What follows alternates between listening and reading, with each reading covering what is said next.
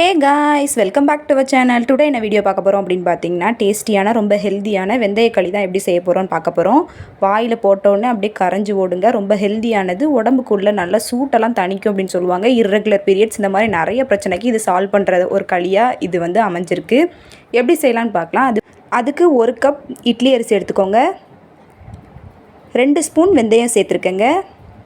வெந்தயம் சேர்த்ததுக்கப்புறமா ஒரு 2 கப் தண்ணி சேர்த்து ஒரு 1 ஹவருக்கு நல்லா ஊற வச்சுக்கணும். இப்போ ஊற வச்சதை ஒரு மிக்சர் ஜாரில் மாற்றி அதில் ஒரு 2 to 3 கப் தண்ணி சேர்த்து நல்லா மையாக அரைச்சி வச்சுக்கோங்க.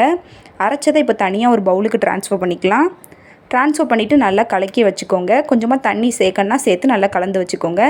இப்போது 4 கப் தண்ணி சேர்த்து நல்லா கொதிக்க விடணும். நல்லா தண்ணி கொதித்ததுக்கப்புறம் தான் மாவு எல்லாத்தையும் உள்ளே சேர்க்கணும். இப்போது கரைச்சி வச்சுருந்த மாவை உள்ளே சேர்த்துக்கலாம். சேர்த்துட்டு கிண்டிக்கிட்டே இருக்கணும். ஃபஸ்ட்டு பார்க்கறதுக்கு வந்து தண்ணி மாதிரி தான் இருக்கும். கொஞ்சம் கொஞ்சமாக கிண்டிக்கிட்டே இருந்தீங்க அப்படின்னா கட்டிப்பதம் வர ஆரம்பிக்கும். பாருங்கள், நான் கிண்டிக்கிட்டே இருக்க பாருங்கள் களிப்பதம் வர ஆரம்பிக்கும். ஃபஸ்ட்டு இந்த மாதிரி தான் இருக்கும். நல்லா கிண்டிக்கிட்டே இருக்கணும்.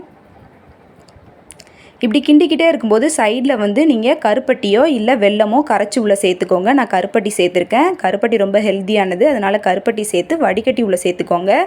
நான் வடிகட்டி தனியாக வச்சுருந்தேன், அதை உள்ளே சேர்த்துக்கிட்டேன். சேர்த்துட்டு நல்லா கலந்து விட்டுக்கோங்க. இந்த மாதிரி நல்லா கலந்துக்கிட்டே இருக்கணும். இந்த மாதிரி கிண்டிக்கிட்டே இருக்க தான் உங்களுக்கு களிப்பதம் வரும். நல்லா கிண்டிக்கிட்டே இருக்கும்போது ஊடையில் நீங்கள் வந்து நல்லெண்ணெய் கூட சேர்த்துக்கலாம். நான் நல்லெண்ணெய் சேர்த்ததை உங்களுக்கு வீடியோவில் காட்டலை. கண்டிப்பாக நீங்கள் சேர்த்துக்கோங்க. ரொம்பவே நல்லதுங்க இது. இந்த களி கண்டிப்பாக செஞ்சு சாப்பிடுங்க. இந்த மாதிரியான இன்ட்ரெஸ்டிங்கான வீடியோ பார்க்குறதுக்கு நம்ம சேனலை சப்ஸ்கிரைப் பண்ணிவிட்டு பக்கத்தில் இருக்க பெல் ஐக்கானை மறக்காமல் கிளிக் பண்ணுங்கள். அப்போ தான் நம்மளோட வீடியோஸ் வரும். நெக்ஸ்ட் வீடியோவில் பார்ப்போம் கைஸ். தேங்க்யூ.